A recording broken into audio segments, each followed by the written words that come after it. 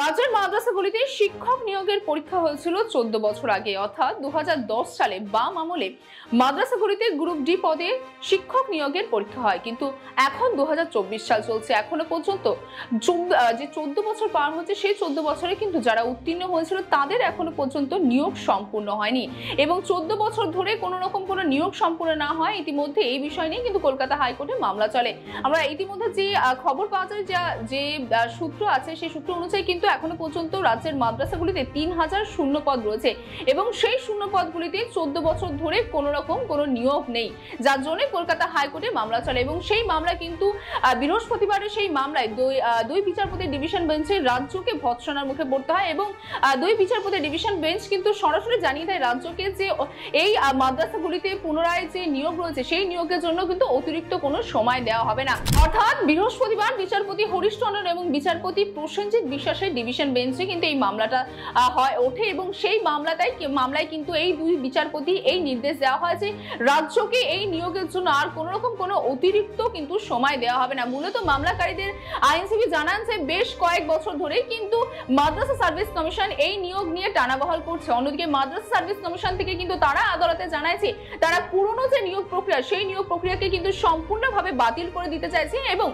নতুন করে নিয়োগের মাধ্যমে তারা নিয়োগ করতে চাইছে, অর্থাৎ নিয়োগ পরীক্ষার মাধ্যমে তারা নিয়োগ করতে চাইছেন। যদিও মাদ্রাসা সার্ভিস কমিশনের সেই প্রস্তাবকে কিন্তু পুরোপুরিভাবে না করে দেয় কলকাতা হাইকোর্ট এবং অন্যদিকে কলকাতা হাইকোর্ট কিন্তু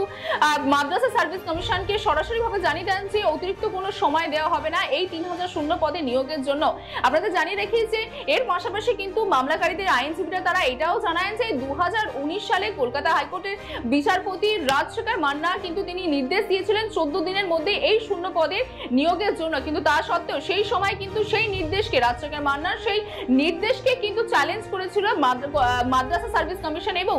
তারপরে তার একক বেঞ্চের যে নির্দেশ, সেই নির্দেশকে তারা ডিভিশন বেঞ্চে নিয়ে যায়। যদিও ডিভিশন বেঞ্চে কিন্তু সেই একক বেঞ্চের নির্দেশকে বহাল রেখেছিল, তার সত্ত্বেও কিন্তু কোনো রকম কোনো নিয়োগ প্রক্রিয়া সম্পূর্ণ হয়েছিল না। অর্থাৎ সেই সময় কিন্তু তারা কোভিডের পরিস্থিতি দেখিয়ে 6 মাসের অর্থাৎ এই নিয়োগ প্রক্রিয়া কার্যকর করার জন্য হাতে 6 মাসের সময় নিয়েছিল, কিন্তু তারপরেও 6 মাস পার হয়ে যাওয়ার পরেও আবারও কিন্তু কোভিডের পরিস্থিতির বলতে পারেন এক ধরনের বাহানা দেখিয়ে তারা আবারও 6 মাসের সময় নেয়, কিন্তু তারপরেও কিন্তু কোনো রকম কোনো নিয়োগ প্রক্রিয়া সম্পূর্ণ হয়নি এবং যার জন্য কিন্তু আবার এই নিয়োগ প্রক্রিয়া নিয়ে আবার মামলা ওঠে কলকাতা হাইকোর্টে এবং সেখানে কিন্তু তারা স্পষ্টভাবে জানায় যে বারবার আর কলকাতা হাইকোর্টে নির্দেশ থাকা সত্ত্বেও মাদ্রাসা সার্ভিস কমিশনের সেই 3000 শূন্য পদে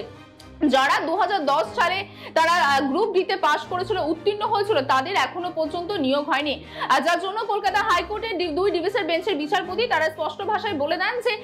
যেহেতু কলকাতা হাইকোর্টের বারবার নির্দেশ দেওয়া সত্ত্বেও মাদ্রাসা সার্ভিস কমিশন থেকে সেই নির্দেশকে অমান্য করেছে, সেই ক্ষেত্রে মাদ্রাসা সার্ভিস কমিশনকে কিন্তু 2 লক্ষ টাকা জরিমানার কথা বলা হয় এবং তার পাশাপাশি অতিরিক্তভাবে কোনো রকম কোনো সময় দেওয়া হবে না রাজ্যকে, সেটাও তারা জানিয়ে দেয়। অর্থাৎ 3 মাসের মধ্যে এই যে 3000 শূন্য পদ রয়েছে সেই 3000 শূন্য পদে নিয়োগের কথা জানিয়ে দেয় কলকাতা হাইকোর্ট। যদিও আমরা দেখলাম, যেমনটা আপনাদের বললাম যে বারংবার কিন্তু কলকাতা হাইকোর্টের তরফ থেকে এই নির্দেশের জন্য বলা হয়েছিল, কখনো বলা হয়েছিল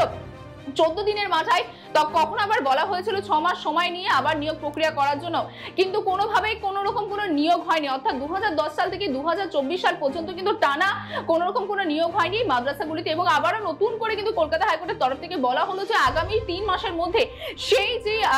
3000 শূন্য মাদ্রাসার পদ রয়েছে শিক্ষকের, সেই পদে নিয়োগের জন্য। তবে এরপরে